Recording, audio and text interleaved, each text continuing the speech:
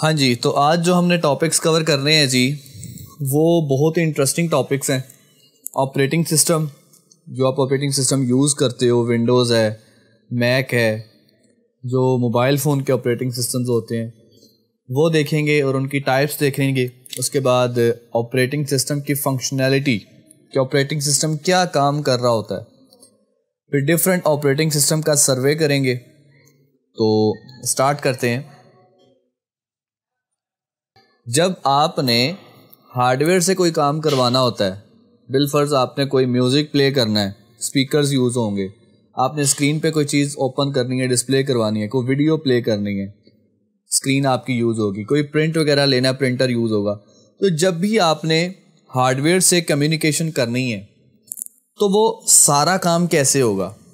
User पहले request भेजेगा application को, जो भी एप्लीकेशन वो यूज़ कर रहा है। जैसे अगर VLC प्लेयर है, कोई वीडियो प्ले किया तो VLC प्लेयर की मदद से उस पर रिक्वेस्ट भेजेगा। जो एप्लीकेशन होगी वो फिर ऑपरेटिंग सिस्टम से कम्युनिकेट करेगी। ऑपरेटिंग सिस्टम फिर डायरेक्ट हार्डवेयर से कम्युनिकेशन करके हार्डवेयर आपको रिस्पॉन्स देगा।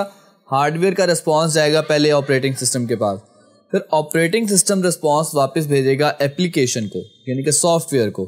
तो वो सॉफ्टवेयर फिर वापस यूज़र को रिजल्ट प्रोड्यूस करके देगा। तो ये वो रोल है जो ऑपरेटिंग सिस्टम का होता है कि जितनी भी एप्लीकेशंस आप रन कर रहे होते हो वो बेसिकली ऑपरेटिंग सिस्टम ही वो मेन ब्रिज है जो आपका हार्डवेयर से कम्युनिकेशन करवा रहा होता है। तो यूज़र प्रोग्रामर कन्वीनियंस, जो भी यूज़र होगा या प्रोग्रामर होगा उसकी आसानी के लिए ये ऑपरेटिंग सिस्टम सारा काम करता है। Simple consistent way for application to interact with the hardware. Greater resource utilization. Resources क्या हैं? फर्ज करो प्रिंटर है, आपने प्रिंट लेने हैं, तो वो प्रिंटर एक रिसोर्स है जिसकी वजह से आप अपना काम करोगे। किस टास्क को किस टाइम पे वो प्रिंटर प्रोवाइड करना है ये ऑपरेटिंग सिस्टम डिसाइड करता है। म्यूज़िक प्लेयर है, स्पीकर्स हैं, कोई म्यूज़िक आपने मल्टीपल टाइम म्यूज़िक प्ले कर दी है, उसके बाद कोई गेम प्ले कर रहे हो उसका म्यूज़िक अलग है, मल्टीपल एप्लीकेशंस हैं। तो जो स्पीकर्स हैं ये रिसोर्स है, इसकी यूटिलाइजेशन कैसे करनी है ये ऑपरेटिंग सिस्टम डिसाइड करता है। कब किस प्रोसेस को देना है, हार्डवेयर कौन सा रिसोर्स किसको देना है, ये सारा काम आपका ऑपरेटिंग सिस्टम कर रहा होता है। Manages the hardware and software resources of the computer system often invisibly, यानी कि आपको नज़र नहीं आता है वो किस तरह ये सारा यूटिलाइज कर रहा है, मैनेज कर रहा है। इनविजिबल होता है सारा, लेकिन वो बैक एंड पे ये सारा काम कर रहा होता है। बेनिफिट्स क्या है जी? Don't have to manage hardware complexity. जो प्रोग्रामर है उनके लिए बेनिफिट्स क्या हैं? अब प्रोग्रामर के लिए हार्डवेयर से डायरेक्ट कम्युनिकेशन करना, हाँ, या उसको डीप लेवल में जाके स्टडी करना ज़्यादा उसकी ज़रूरत ही नहीं पड़ती। एप्लीकेशन डेवलपर्स जो होते हैं, जैसे आप प्रोग्रामिंग कर रहे हो, प्रोग्रामिंग फंडामेंटल कर रहे हो, आप बेसिकली प्रोग्राम्स तो बना रहे हो जिसमें इनपुट भी होती है, डेटा प्रिंट भी होता है, ऑपरेशन भी सारे परफॉर्म होते हैं, लेकिन आपको इस चीज़ की कोई फ़िक्र करने की या गौर करने की ज़रूरत नहीं पड़ती कि जो वेरिएबल डिक्लेयर कर रहे हो वो कैसे मेमोरी में मेमोरी एलोकेट कर रहे हैं, कैसे उनमें वैल्यू स्टोर हो रही हैं, फिर कैसे स्क्रीन पे प्रिंट हो रही हैं। तो आपको इससे ज़्यादा डिटेल में आपको ये सारी चीज़ें जानने की ज़रूरत नहीं है। ये सारा काम आपका ऑपरेटिंग सिस्टम प्रोवाइड कर रहा है आपको। तो ये आपके लिए फिर बड़ा आसान हो गया, आप हार्डवेयर की कम्प्लेक्सिटी में नहीं जाते। The OS hides and manages the hardware complexity and provide an application programmer interface, यानी कि API। अब जैसे आप अगर कंपाइलर की मैं बात करूं तो कंपाइलर ने सारा बैकएंड पे काम करना है कि जो आपने कोड लिखा उसको कन्वर्ट करना है बाइनरी में, फिर उसको एग्जीक्यूट करवाना है, ये सारा काम वो परफॉर्म करेगा। अब लेकिन आपको जो इंटरफेस नज़र आ रहा होता है वो तो बड़ा एक लीनियंट किस्म का होता है। सिंपल टेक्स्ट आप वहाँ पे लिख रहे होते हो, या माइक्रोसॉफ्ट वर्ड है उसमें आप सिंपल डॉक्यूमेंट बना रहे होते हो, कोई और सॉफ्टवेयर है, फोटोशॉप है, तो उस पर आप सिंपल एक्शन परफॉर्म कर रहे हो जो भी आपने प्रोसेसिंग करनी है। विंडोज़ के ऊपर आपने बस क्लिक करना है किसी आइकॉन के ऊपर, वो टास्क परफॉर्म हो जाएगा। तो आपको ईजी इंटरफेस प्रोवाइड कर दिया जाता है जिससे आप आसानी से सारे टास्क परफॉर्म कर लो। ओएस के जो कंपोनेंट्स हैं उसमें ये कुछ कंपोनेंट्स आपके सामने नज़र आ रहे हैं, ये सारे टास्क भी हैं जो परफॉर्म होते हैं, और ये कुछ सॉफ्टवेयर हैं इनमें जो सारे काम परफॉर्म करने के लिए यूज़ हो रहे होते हैं।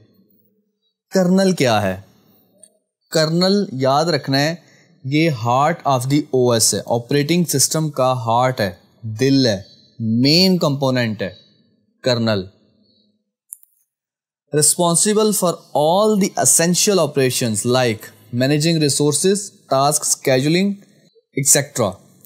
ऑपरेटिंग सिस्टम ने जो भी मैनेजमेंट के काम करने होते हैं, मैनेजमेंट में उसके बहुत से काम है, जैसे रिसोर्स मैनेजमेंट यहाँ लिखा हुआ है, इसी तरह वो मेमोरी मैनेजमेंट कर रहा होता है, प्रोसेस मैनेजमेंट कर रहा होता है, और टाइम मैनेजमेंट कर रहा होता है।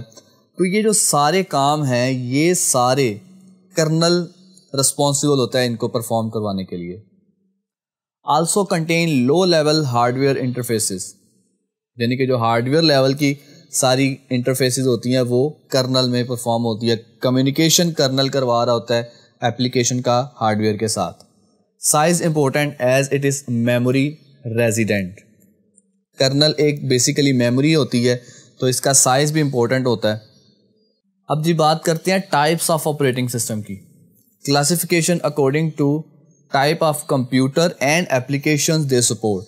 अब ये जितनी भी टाइप्स आपको नज़र आ रही हैं, ये दो चीज़ों पे बेस करेंगी। नंबर एक, टाइप ऑफ कंप्यूटर कि जिस कंप्यूटर पर ये रन हो रहे हैं। दूसरा, एप्लीकेशंस जिनको ये सपोर्ट कर सकते हैं, उनकी बेस पे ये कुछ टाइप्स हैं। पहले होता है जी real time operating system, RTOS। फिर है सिंगल यूज़र सिंगल टास्क। उसके बाद सिंगल यूज़र मल्टीटास्किंग। देन है जी मल्टी यूज़र ऑपरेटिंग सिस्टम्स। अब इनको वन बाय वन देखते हैं। RTOS यानी कि रियल टाइम ऑपरेटिंग सिस्टम क्या होते हैं जी? Use to run computer embedded in machinery, robots, scientific instruments and industrial systems.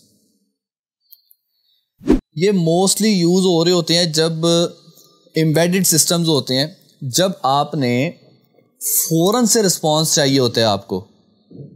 मिसाल के तौर पे मेडिकल फील्ड में सबसे ज़्यादा ये यूज़ होते हैं, रोबोटिक्स में सबसे ज़्यादा यूज़ होते हैं, साइंटिफिक इंस्ट्रूमेंट्स में यूज़ होते हैं। मेडिकल फील्ड में जो हार्ट के पेशेंट्स होते हैं, जो मशीनरी यूज़ होती है वो रियल टाइम पे आपको हार्ट की हार्ट बीट्स उसकी वो सारी काउंट करके दे रही होती है। इसी तरह और काफ़ी मशीनरीज यूज़ होती हैं मेडिकल फील्ड में, वहाँ पे सारे real time operating system embed कर दिए जाते हैं जो कि रियल टाइम पे आपको रिस्पॉन्स दे रहे होते हैं। उनको कहते हैं RTOS। An important part of an RTOS is managing the resources. Resources को मैनेज करना इसका सबसे इंपॉर्टेंट टास्क होता है of the computer, so that a particular operation executes in precisely the same amount of time every time it occurs. इस तरह वो manage कर रहा होता है कि जो रियल टाइम का मतलब वो थोड़े थोड़े टाइम के बाद अपडेट होता है, सिस्टम ऑटोमेटिकली अपडेट होता है। जैसे आपके ये जो वेदर फोरकास्टिंग के सारे सिस्टम्स होते हैं जो रियल टाइम पे आपको रिस्पांस दे रहे होते हैं, वहाँ पे real time operating system embed कर दिए जाते हैं। तो इनका काम ये होता है कि टास्क को इस तरह यूटिलाइज करना है, रिसोर्सेज को मैनेज करना है कि हर एक ही टाइम के डिफरेंस से आपको आउटपुट जनरेट करके मिलती रहे, वो ज़्यादा टाइम ना हो। कि ये नहीं कि पहले जी 0.001 सेकंड में आपको रिस्पांस मिला है, दूसरा रिस्पांस को 2-3 सेकंड के बाद मिल रहा हो। तो इस तरह नहीं, ये इस तरह मैनेज सारा कर रहा होता है कि आपको रिस्पांस जो है वो टाइम टू टाइम मिल रहा हो। एग्जाम्पल रियल टाइम लिनक्स है, QNX है, ये कुछ एग्जाम्पल्स हैं इसकी। फिर है सिंगल यूज़र सिंगल टास्किंग। जैसे कि नाम से पता चल रहा है ये ऑपरेटिंग सिस्टम एक यूज़र को सपोर्ट करेंगे और एक ही टास्क एक वक्त में परफॉर्म कर सकते हैं इस पर। OS designed to manage the computer so that one user can effectively do one thing at a time. इसमें सिर्फ एक ही टास्क परफॉर्म कर सकते हैं। एग्जाम्पल MS DOS के ऊपर आप कमांड रन करते हो, एक टाइम पे एक ही कमांड रन हो सकती है और एक ही यूज़र है जो उसको यूज़ कर रहा होगा। उसके बाद आते हैं जी single user multitasking operating system. Most popular operating system आप जो आजकल ऑपरेटिंग सिस्टम यूज़ कर रहे होते हो वो बेसिकली ये single user multitasking operating system ही होते हैं। जैसे ये एंड्रॉयड है, विंडोज़ है, मैकिन्टोश है, iOS है, ये सारे single user multitasking operating systems हैं। Used by most of PCs and laptops, lets a single user interact with several programs simultaneously. Simultaneous का मतलब है एक ही वक्त में, कि एक ही वक्त में आप मल्टीपल प्रोग्राम्स को इसमें रन कर रहे होते हो। Examples Windows, Mac OS, Linux इसकी एग्जाम्पल्स हैं। मल्टी यूजर ऑपरेटिंग सिस्टम क्या करते हैं, जो अलाउ करते हैं कि एक से ज़्यादा यूज़र सारा ये इंटरेक्शन कर सकें, ये ऑपरेटिंग सिस्टम से इंटरेक्ट कर लें।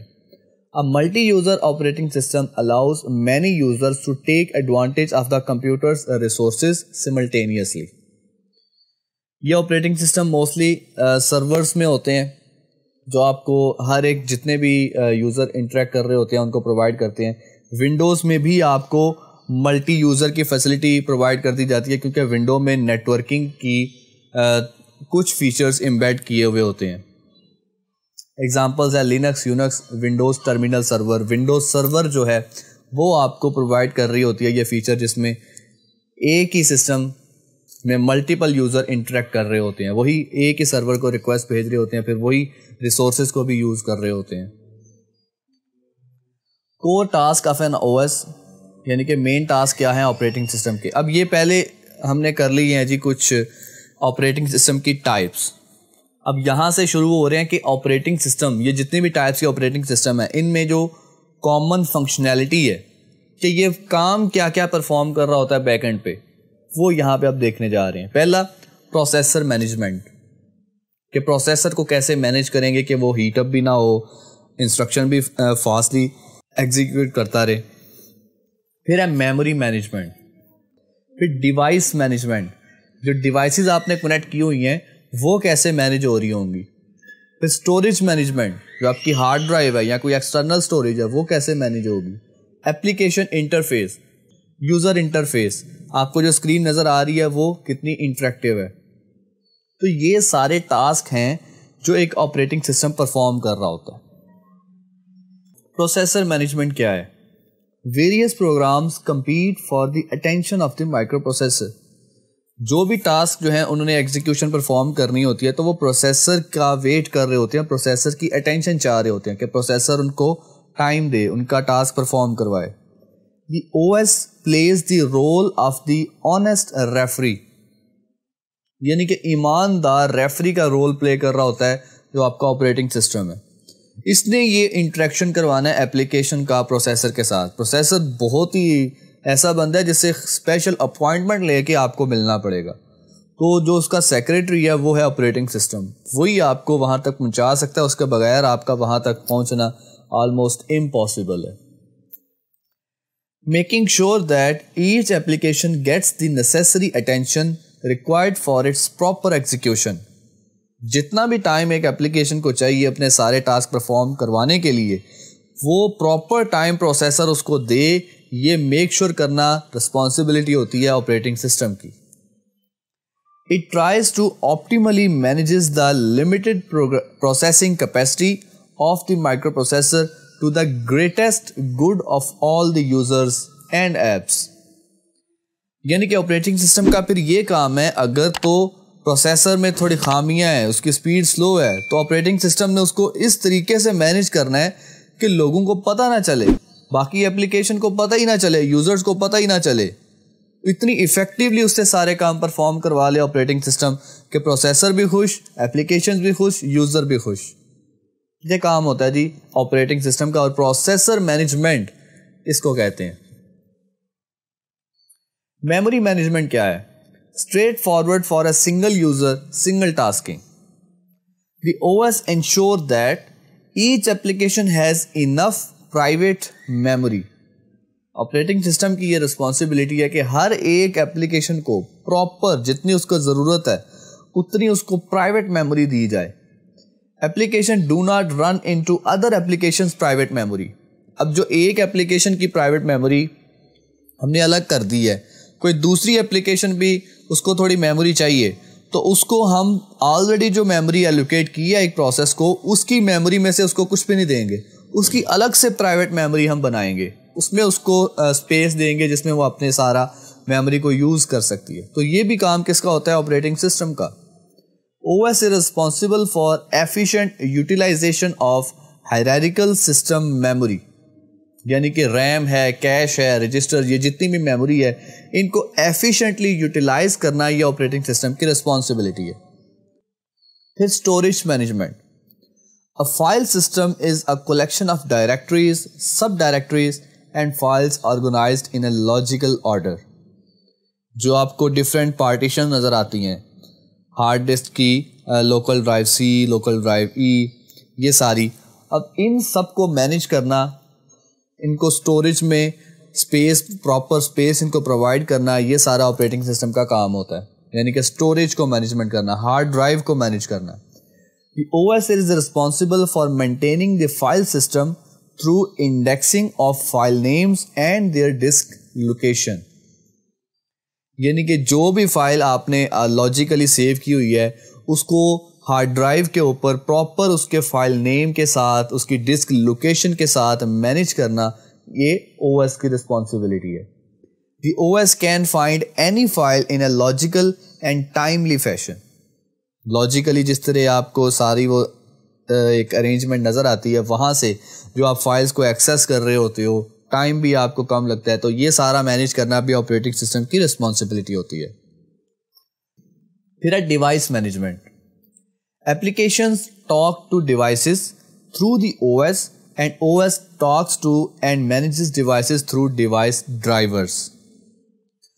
अब जो devices हैं, different devices, external devices आपने connect की हुई होती हैं, application का communication devices से करवाना और devices का communication application से करवाना, ये सारे काम OS की जिम्मेदारी होती है।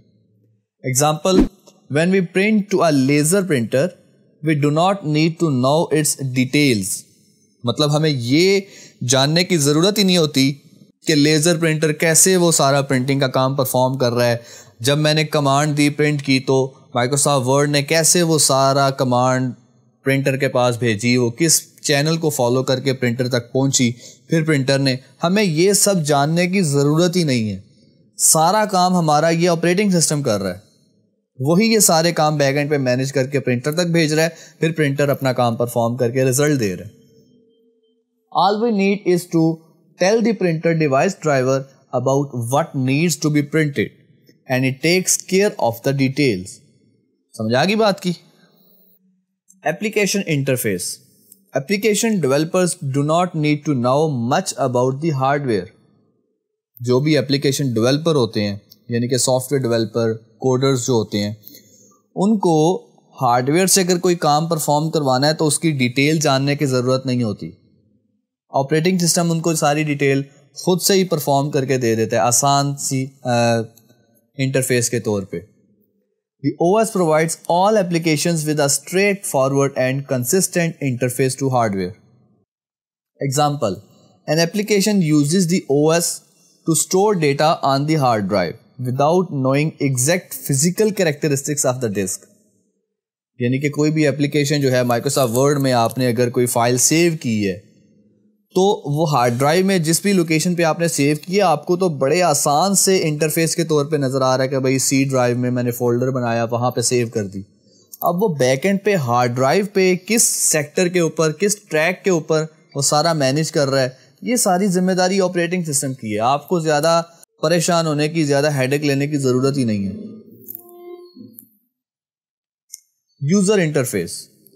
Users communicate with the computer using a consistent user interface provided by the OS. अब यूज़र ने कंप्यूटर पे कोई भी टास्क परफॉर्म करना है, सेटिंग्स में जाना है, उसने कोई वीडियो फाइल प्ले करनी है, कोई डॉक्यूमेंट ओपन करना है, कोई डॉक्यूमेंट राइट करना है, कोई सिक्योरिटी चेंज करनी है, ये सारी की सारी चीज़ें जो परफॉर्म करनी है यूज़र ने, ऑपरेटिंग सिस्टम ने उसको आसान सा कोई ऐसा इंटरफेस प्रोवाइड करना है जिससे उसको कोई मुश्किल ना हो। यूजर इंटरफेस कहते हैं जो यूजर को स्क्रीन पे चीजें नजर आ रही होती हैं। The UI can be a command line interface in which a user types in the commands. अब दो तरह की इंटरफेस होती है यूजर इंटरफेस, एक कमांड लाइन इंटरफेस, दूसरी होती है graphical interface. Command line interface में क्या होता है, जैसे कमांड प्रॉम्प्ट होता है, जिसके ऊपर जस्ट कमांड रन की जाती है, ब्लैक कलर की जो स्क्रीन होती है, वहाँ पे कोई इतनी ज़्यादा ग्राफिकल कंपोनेंट्स आपको नहीं मिलेंगे। वहाँ पे जस्ट टेक्स्ट होता है, आपने टेक्स्ट की फॉर्म में कोई उसको टास्क देना है, उसने टेक्स्ट की फॉर्म में आपको आउटपुट देनी है। तो ये सारे काम जो है वो कमांड लाइन इंटरफेस में परफॉर्म हो रहे होते हैं। जैसे नीचे एक एग्जांपल दी हुई है, कोई मैंने अगर फाइल कॉपी करनी है तो कॉपी ए, उसके बाद फाइल का नाम आएगा, उसकी डेस्टिनेशन आ जाएगी। अब ये एक कमांड है जिससे एक फाइल कहीं पे कॉपी हो जाएगी। ग्राफिकल इंटरफेस में क्या है? ग्राफिकल इंटरफेस में आपको विंडोज मिल जाती है, विंडो कहते हैं एक्टिव स्क्रीन को, आइकॉन्स मिलते हैं आपको, मेन्यूज मिलते हैं, पॉइंटिंग डिवाइसेस मिल जाती हैं, जैसे ये कर्सर आपको नज़र आ रहा होता है। तो ये सारा ग्राफिकल इंटरफेस में प्रोवाइड किया जाता है, जहाँ पे आपको एक बहुत ही लीनियंट वे में, बहुत ही आसान तरीके से, इंटरेक्टिव वे में सारी चीज़ें प्रोवाइड की जाती हैं, इंटरफेस प्रोवाइड किया जाता है और बड़ा आसान होता है आपके लिए अंडरस्टैंड करना।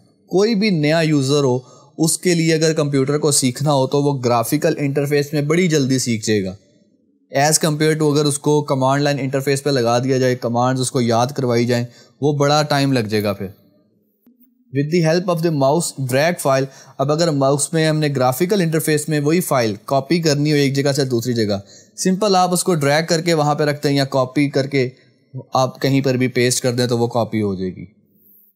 ये आपको एग्जांपल नज़र आ रही है ग्राफिकल इंटरफेस की, जिसमें विंडोज़ हैं, उसके बाद मेन्यूज़ हैं, आइकॉन्स हैं, बटन्स हैं, कर्सर नज़र आ रहा है आपको, पॉइंटर। तो यहाँ पे इस पे ऑपरेटिंग सिस्टम के साथ फिर इंटरेक्ट करना बहुत आसान हो जाता है। और ये एग्जांपल है कमांड लाइन इंटरफेस की, जो कमांड प्रॉम्प्ट है, इसके ऊपर जस्ट आपने कमांड लिखनी है और वो एग्जीक्यूट होंगी।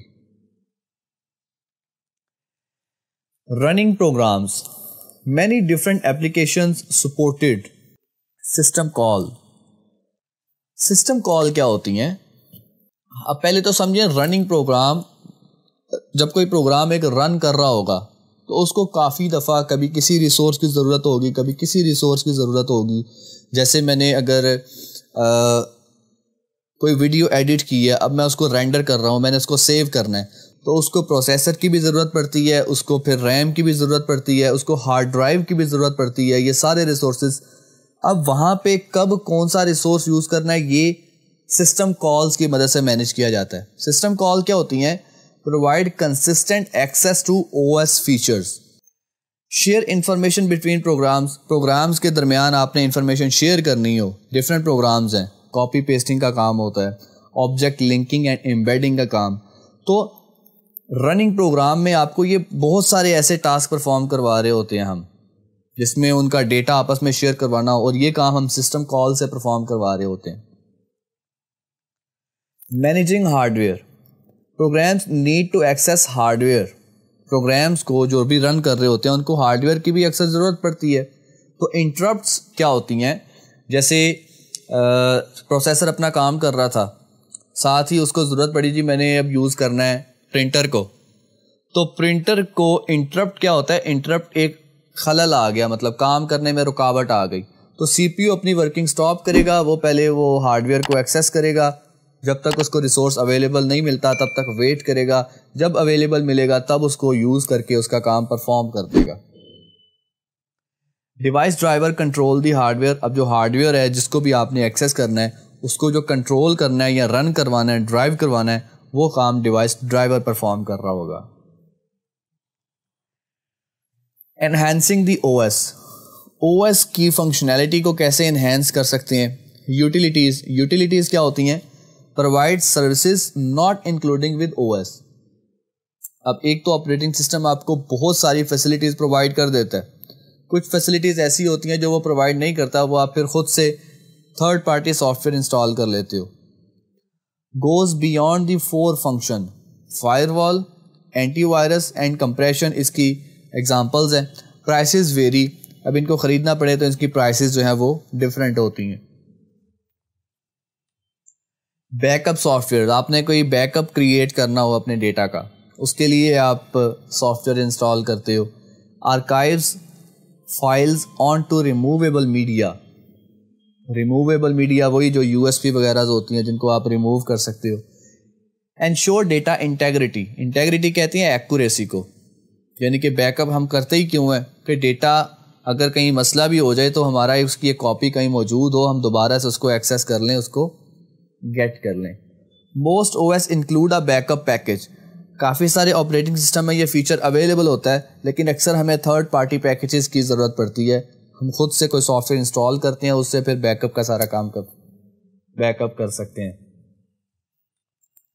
Antivirus software, crucial utility. Antivirus का तो आपको ऑलरेडी पता ही होगा। वायरस मतलब कोई भी ऐसा बग, कोई मिस्टेक जो प्रोग्राम में आ सकती है, तो एंटीवायरस उसको जो रिमूव करना, डिटेक्ट करना और रिमूव करने का जो काम है वो एंटीवायरस परफॉर्म करता है। Finds, blocks and remove viruses. Virus को फाइंड करना, उसको ब्लॉक कर देना, यानी कि अक्सर आपको ऐसा होता है जिस फाइल के अंदर वायरस हो उस फाइल को ब्लॉक कर दिया जाता है, उसको रन ही नहीं होने दिया जाता, या फिर उसको सिरे से रिमूव कर दिया जाता है, टोटली डिलीट कर दिया जाता है। तो ये काम एंटीवायरस परफॉर्म करता है। Must be updated regularly. ये वही बात है जो मैंने कल आपसे डिस्कस की थी कि एंटीवायरस को आपने रेगुलरली अपडेट करना होता है। अगर अपडेट ना करो तो कल को ये खुद आपके सिस्टम को स्लो कर देगा। जो कुछ इंपॉर्टेंट एंटीवायरस हैं वो मैकाफी, नॉर्टन एंटीवायरस है, अवास्ट भी आप यूज करते हो। तो ये कुछ इंपॉर्टेंट एंटीवायरस सॉफ्टवेयर है। फायरवॉल। फायरवॉल क्या होता है? Crucial utility. Protects your computer from intruders. Intruders कहते हैं वायरसेस को। Makes computer invisible to hackers. जो हैकर्स होते हैं उनके लिए आपके कंप्यूटर को ये इनविजिबल कर देता है, गायब कर देता है, उनको नजर शो ही नहीं होता। Zone Labs in a home firewall. Cisco sells hardware firewalls. Cisco company है जो कि फायरवॉल सेल करती है। Intrusion detection. इंट्रूजन डिटेक्शन क्या है? Often part of A firewall package. आमतौर पर ये फायरवॉल जो आपके सिस्टम में होता है उसी का पार्ट होता है, उसी में इंक्लूड होता है किसी भी वायरस को डिटेक्ट करना, इंट्रूजन डिटेक्शन करना। Announces attempts to breach security. जब भी कोई फाइल, कोई सॉफ्टवेयर, कोई प्रोग्राम सिक्योरिटी को ब्रीच करने की कोशिश करेगा उसको डिटेक्ट कर लिया जाएगा और ये फायरवॉल आपका काम करेगा। Snout is a Linux based package. Snout अब एक फायरवॉल का नाम है जो कि लिनक्स बेस्ड पैकेज है जिसका काम होता है जो भी कोई वायरस है, कोई इंट्रूजन है, उसको डिटेक्ट करना। स्क्रीन सेवर्स। स्क्रीन सेवर्स क्या होते हैं? Crucial utility for command line systems, prevents burn in, merely fun for GUI systems. Screensaver decorates idle screens. आपको तो इसका ऑलरेडी पता होगा कि जब भी स्क्रीन पे आप कोई काम परफॉर्म ना कर रहे हो तो उस वक्त जब आपने स्क्रीन सेवर्स लगा देते हैं तो वो 5 मिनट 10 मिनट जो भी टाइम आपने सेट किया हो उसके बाद वो एक ख़ास तरह का एक पैटर्न या कोई इमेज आपको स्क्रीन पर नजर आनी शुरू हो जाती है, उसको कहते हैं स्क्रीन सेवर्स। उसके बाद जी देखते हैं survey of common operating system. जो हम कॉमनली ऑपरेटिंग सिस्टम यूज़ कर रहे होते हैं उनका थोड़ा सर्वे कर लेते हैं। पहले है personal computer, PC operating system.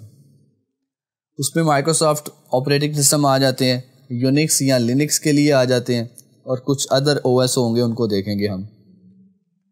सबसे पहले Microsoft operating system.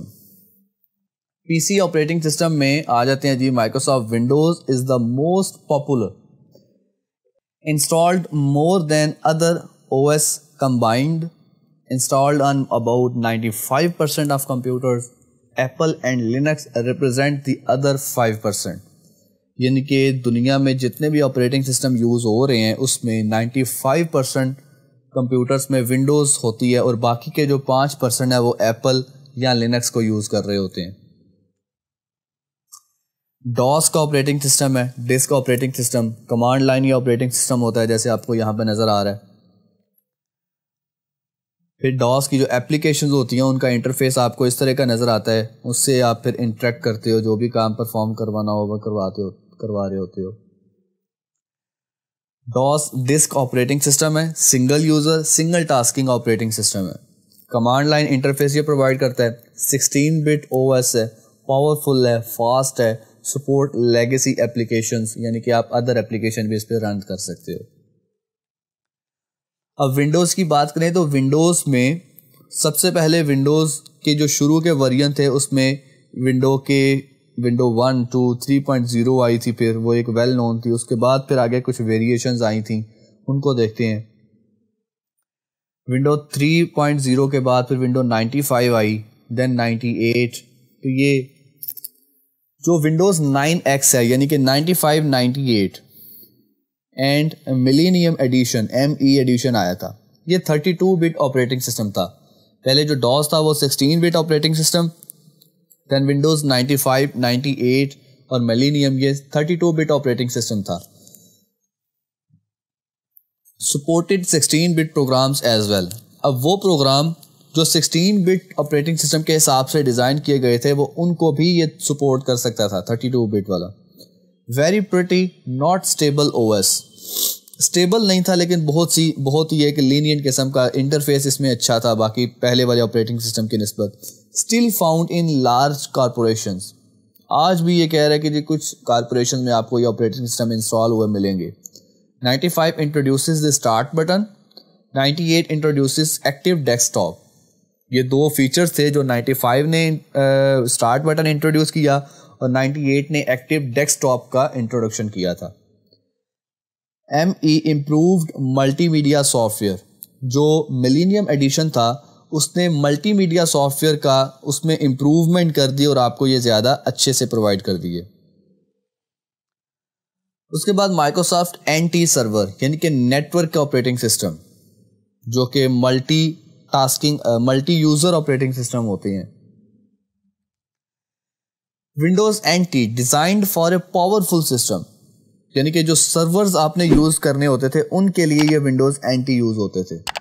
32 bit operating system था ये भी। ये अब पहले वाले सिस्टम की निस्बत वेरी स्टेबल था, स्टेबल ऑपरेटिंग सिस्टम था। Windows NT work stations, single user multitasking operating system work station में ये इसको इंस्टॉल कर लिया जाता था, या Windows NT server multi user multitasking operating system थे और नेटवर्क ऑपरेटिंग सिस्टम इसकी एग्जाम्पल है। उसके बाद विंडोज़ 2000 में जो उसकी लुक थी या जो इंटरफेस था वो 9X की तरह था, यानी कि 95, 98 विंडोज़ की तरह विद एंटी स्टेबिलिटी। 95, 98 में स्टेबिलिटी नहीं थी, स्टेबल नहीं था वो, लेकिन जो नेटवर्किंग ऑपरेटिंग सिस्टम थे वो स्टेबल थे। तो जो विंडोज़ 2000 आई उसमें इंटरफेस प्रोवाइड किया गया 98, 95 वाला और स्टेबिलिटी प्रोवाइड की गई नेटवर्क ऑपरेटिंग सिस्टम की। Optimized for office and developers, इनको इस तरह डिज़ाइन किया गया कि ऑफिस के वर्कर्स और जो एप्लीकेशन डेवलपर हैं वो इजीली इनको यूज़ कर लें। एप्लीकेशन सॉफ्टवेयर रैन वेरी वेल, एंटरटेनमेंट सॉफ्टवेयर रैन वेरी पुअरली, क्योंकि जो एंटरटेनमेंट सॉफ्टवेयर मल्टीमीडिया की जो फैसिलिटी थी वो प्रोवाइड की थी मिलेनियम ने। तो मिलेनियम का यहाँ पे उस हिसाब से विंडोज़ 2000 को डिज़ाइन नहीं किया गया। इसको डिज़ाइन किया गया एप्लीकेशंस, आम एप्लीकेशंस रनिंग के लिए, ऑफिस वर्कर के लिए और एप्लीकेशन डेवलपर के लिए। उसके बाद जी आई विंडोज़ XP, जो काफ़ी अरसे तक छाई रही थी। बहुत से यूज़र्स ने इनको यूज़ किया विंडोज़ XP। आप में से भी शायद कुछ ऐसे होंगे जिन्होंने कभी ना कभी विंडोज़ XP को यूज़ लाजमी किया होगा। अभी भी बहुत सारी जगह पर यह ऑपरेटिंग सिस्टम यूज़ हो रहा होता है। Windows XP Microsoft newest desktop product, different look from 2000 से इसकी लुक डिफरेंट थी और बहुत ज़्यादा यूज़र फ्रेंडली इंटरफेस था। मैनी डिफरेंट वर्जन्स, काफ़ी वर्जन आए विंडोज़ XP 2007, 2005 और इसी तरह के और भी वर्जन आए थे। फिर digital multimedia support was enhanced, अब इसमें मल्टीमीडिया की जो सपोर्ट थी वो भी इन्हेंस कर दी गई। Communication was enhanced, mobile computing became a priority, बहुत सारे फीचर जिसमें प्रोवाइड किए गए जिसमें एक मोबाइल कंप्यूटिंग भी था। तो ये हो गया हमारे पास विंडोज़ के ऑपरेटिंग सिस्टम। इसके बाद अगर विंडोज़ में मज़ीद बात करें तो विंडोज़ 7 आई, फिर विंडोज़ 8, फिर विंडोज़ 8.1, उसके बाद विंडोज़ 10 अब चल रही हैं और हो सकता है विंडोज़ 11 भी आ जाए अनकरीब। अब बात करते हैं यूनिक्स और लिनक्स ऑपरेटिंग सिस्टम की। यूनिक्स क्या है? Runs on all computer types, तमाम किस्म के कंप्यूटर पे इसको रन कर सकते हैं आप। 32 बिट में भी होता है, 64 बिट में भी अवेलेबल होता है। Very stable and fast operating system, command line interface provide करता है, can cost thousands of dollars, काफ़ी एक्सपेंसिव ऑपरेटिंग सिस्टम होते हैं ये। यहाँ पे आपको यूनिक्स की एग्जांपल नज़र आ रही है। यूनिक्स की काफ़ी वेरिएंट्स हैं जिसमें एक सोलारिस है, यहाँ पे ये सोलारिस ऑपरेटिंग सिस्टम नज़र आ रहा है आपको। इसी तरह AIX ऑपरेटिंग सिस्टम है, ये भी यूनिक्स का ही है। अब बात करते हैं लिनक्स की। लिनक्स की तो बहुत ज़्यादा डिस्ट्रीब्यूशन है। फ्री और inexpensive version of Unix, almost Linux जो है वो फ्री वर्जन है या यूनिक्स का इनएक्सपेंसिव वर्जन आपको मिलता है। 32 बिट ऑपरेटिंग सिस्टम है ये, very stable and fast operating system. Most flavours are open source, काफ़ी सारे फ्लेवर्स इसमें आपको मिल जाते हैं जो कि ओपन सोर्स होते हैं। X Windows UI command line interface is available. अब ये उबंटू का आपको इंटरफेस नज़र आ रहा है। लिनक्स की डिस्ट्रीब्यूशन है और बहुत ज़्यादा यूज़ होती है। अब अदर ऑपरेटिंग सिस्टम में कौन से आ जाते हैं जी? मैकिन्टोश ऑपरेटिंग सिस्टम आ जाते हैं। OS X बहुत ही वेल नोन ऑपरेटिंग सिस्टम है मैकिन्टोश का, based on free BSD Linux पे बेस कर रहे होते हैं। Very stable and easy to configure, इनको कॉन्फ़िगर करना बहुत आसान होता है और स्टेबल ऑपरेटिंग सिस्टम होते हैं। Only runs on Mac hardware, अब ये किसी भी कंप्यूटर पे इंस्टॉल नहीं हो सकते। इनको इंस्टॉल करने के लिए आपका हार्डवेयर जो है वो भी मैक को सपोर्ट करने वाला होना चाहिए। अब ये OS X की एग्जांपल आपको नज़र आ रही है, उसका इंटरफेस आपको यहाँ नज़र आ रहा है। बहुत ही एक इंटरेक्टिव किस्म का इंटरफेस है इसका। उसके बाद NOS फीचर्स, यानी कि नेटवर्क ऑपरेटिंग सिस्टम जो होता है वो आपको फीचर क्या प्रोवाइड करता है, बाकी सिस्टम से ये डिफरेंट कैसे है। Network operating system fast and stable, fast होता है, स्टेबल होता है। यानी कि अब यहाँ पे ये उस ऑपरेटिंग सिस्टम की बात हो रही है जो multi user multitasking operating system है। रन्स ऑन सर्वर्स, जो सर्वर कंप्यूटर होते हैं उन पे ये ऑपरेटिंग सिस्टम इंस्टॉल किया जाता है। Multi user and multitasking operating system है। 32 बिट और 64 बिट में भी ये अवेलेबल होता है। File and print sharing, user access the same files, multiple जो यूज़र होते हैं वो एक ही फाइल को एक्सेस कर रहे होते हैं। मतलब एक वेबसाइट है तो बहुत सारे यूज़र उसी वेबसाइट को एक्सेस कर रहे हैं। Hundreds of users use a printer, यहाँ कोई प्रिंटर यूज़ करना हो वो काफ़ी यूज़र एक ही वक्त में यूज़ कर रहे होते हैं। डिफरेंट OS कैन इंटरेक्ट, अब नेटवर्क सर्वर के साथ मल्टीपल को विंडो हो वो भी इंटरेक्ट कर सकता है, कोई मैकिन्टोश हो वो भी इंटरेक्ट कर सकता है। Data integrity, backup copies data onto tape, जो बैकअप डेटा होता है उसको टेप के ऊपर कॉपी कर दिया जाता है। RAID copies data onto other drives. Redundant array of inexpensive disk, RAID stands for redundant array of inexpensive disks. Relies on 2 और मोर हार्ड ड्राइव्स, 2 या 2 से ज़्यादा हार्ड ड्राइव पर यह रिलाई कर रहा होता है और उसकी जो स्पीड होती है may speed access to data, data को एक्सेस करने की जो स्पीड होती है वो ये प्रोवाइड करता है। डेटा सिक्योरिटी, डेटा को अब सिक्योर करना है। Access to data can be restricted, अगर इन अनऑथोराइज्ड एक्सेस हो डेटा पे तो उसको ये रिस्ट्रिक्ट कर सकता है network operating system. Access to server resources is controlled, server को कौन एक्सेस कर सकता है कौन नहीं कर सकता, उसके रिसोर्सेज को कौन एक्सेस कर सकता है कौन नहीं कर सकता, ये नेटवर्क ऑपरेटिंग सिस्टम मैनेज करता है। Audits can be kept. उसके बाद एंटी सर्वर जो है same core as NT workstation. Security audit, उसमें सिक्योरिटी आपको मिलती है, मल्टी यूज़र कैपेबिलिटी मिलती है, रेड सपोर्ट इंक्लूड होती है उसमें। उसके बाद विंडोज़ 2000 का जो सर्वर है, मतलब ये ऑपरेटिंग सिस्टम का नाम है। Same technology as 2000 workstation, active directory AD, central database of server resources, एक डेटाबेस मिल जाती है जिसमें सर्वर के सारे रिसोर्सेज होते हैं। सिंप्लीफाइज नेटवर्क मैनेजमेंट, जो नेटवर्क में जितने भी कंप्यूटर्स होते हैं उसको मैनेज करना बहुत ही आसान बना देता है। डिस्ट्रीब्यूटेड प्रोग्राम सपोर्ट, आप एक ही प्रोग्राम को मल्टीपल पार्ट्स में डिवाइड करके इस पर रन करवा सकते हो, उसकी सपोर्ट आपको मिलती है। सर्वर स्टैंडर्ड एडिशन, ये उसके एडिशन है, फिर एडवांस सर्वर एडिशन है, डेटा सेंटर एडिशन है, ये 3 तरह के एडिशन है। फिर विंडोज़ 2003 सर्वर, ये ऑपरेटिंग सिस्टम, इसमें क्या हुआ जी, designed to compete with Unix, Unix के साथ कम्पीट करने के लिए इसको डिज़ाइन किया गया। XP लाइक इंटरफेस, काफ़ी हद तक इसका जो इंटरफेस था तो विंडो XP की तरह था। Better support for XP computers, MS.NET framework supported, अब ये फ्रेमवर्क है जिसको ये सपोर्ट करता था। डिस्ट्रीब्यूटेड प्रोग्राम्स आर सपोर्टेड, वही डिस्ट्रीब्यूटेड को होता है कि एक ही प्रोग्राम को डिफरेंट पार्ट्स में डिवाइड करके रन करवाना, तो ये उसको भी सपोर्ट करता है। हमने शुरू में बात की थी कि जो मल्टी कोर्स ऑपरेटिंग सिस्टम होते हैं उसमें आपको ज़्यादा कोर्स प्रोवाइड कर दी जाती हैं। अब हमने शुरू में उस वक्त कहा था कि आपका ऑपरेटिंग सिस्टम भी इस काबिल होना चाहिए कि वो एप्लीकेशन को मल्टीपल पार्ट्स में डिवाइड करके रन करवा सके। तो यहाँ पे ये डिस्ट्रीब्यूटेड प्रोग्राम्स, ये वही चीज़ है कि प्रोग्राम को मल्टीपल पार्ट्स में डिवाइड करने की कैपेबिलिटी ये कुछ ऑपरेटिंग सिस्टम प्रोवाइड करते हैं, कुछ नहीं करते। तो सर्वर स्टैंडर्ड एडिशन इसमें अवेलेबल था और डेटा सेंटर एडिशन था। यूनिक्स फॉर सर्वर्स, सर्वर्स के लिए यूनिक्स का ऑपरेटिंग सिस्टम भी डिज़ाइन किया गया जिसमें oldest network operating system in wide spread use.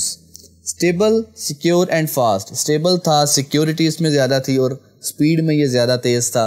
Main OS for internet and web, internet और वेबसाइट्स के सर्फिंग वगैरह के लिए जो ये ऑपरेटिंग सिस्टम था ये ज़्यादा फोकस्ड ऑपरेटिंग सिस्टम था। लार्ज ऑर्गेनाइजेशन जो है वो यूनिक्स पे डिपेंड कर रही होती थी।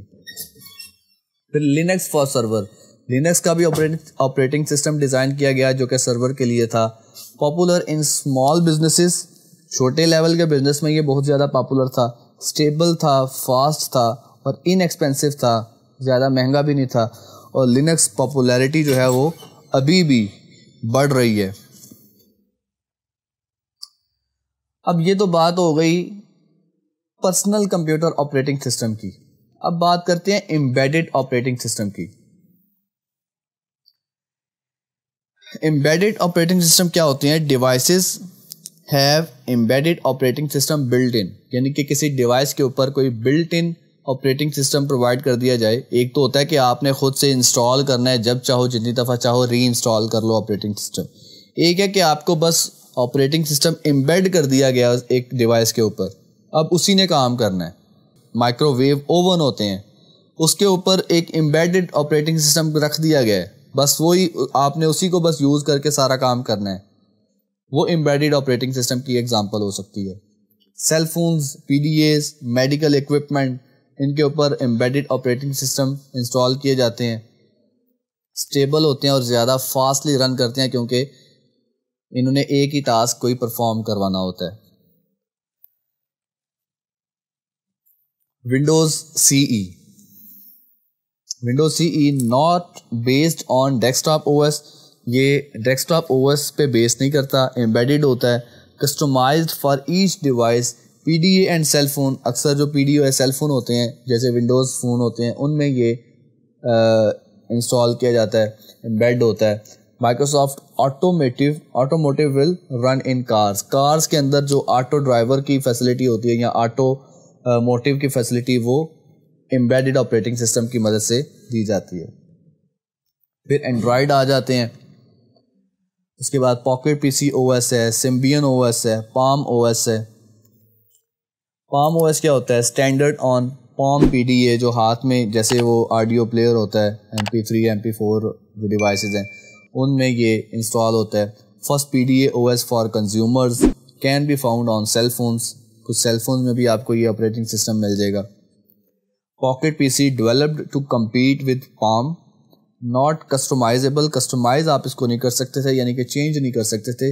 Interact securely with business network, can control PCs through PC की मदद से PCs को भी इससे कंट्रोल किया जा सकता है। फिर Symbian OS found in smart cellphones, games, instant messaging, internet की फैसिलिटी प्रोवाइड की जाती थी और फुल कलर डिस्प्लेस में आपको मिल जाता था। अब जी थोड़ा सर्वे कर लेते हैं, थोड़ा मतलब समरी देख लेते हैं। जो हमने स्टैंड अलोन यानी कि एक सिंगल यूज़र के लिए ऑपरेटिंग सिस्टम देखे, उनमें DOS था, विंडोज़ 3.x, उसके बाद विंडोज़ 95, विंडोज़ NT स्टेशन देखे, विंडोज़ 98, उसके बाद विंडोज़ 2000 प्रोफेशनल आई, विंडोज़ मिलेनियम एडिशन आया उसका, फिर मैक OS 2 वाप आई, उसके बाद यूनिक्स और लिनक्स। स्टैंड अलोन थे। फिर नेटवर्क के कुछ ऑपरेटिंग सिस्टम थे जिनमें नेटवेयर था, Windows NT server, Windows 2000 server, OS2 वाप server for e business, Unix, Linux, Solaris. Embedded operating system में हमने देखे जी Windows CE, pocket PC OS और पाम OS। ये हमारा लेक्चर था जिसमें हमने ऑपरेटिंग सिस्टम के रोल को देखा, उसमें मज़ीद उसके टास्क देखे, कौन कौन से टास्क परफॉर्म करता है, उसकी टाइप्स देखी, फिर कुछ ऑपरेटिंग सिस्टम का हमने सर्वे किया।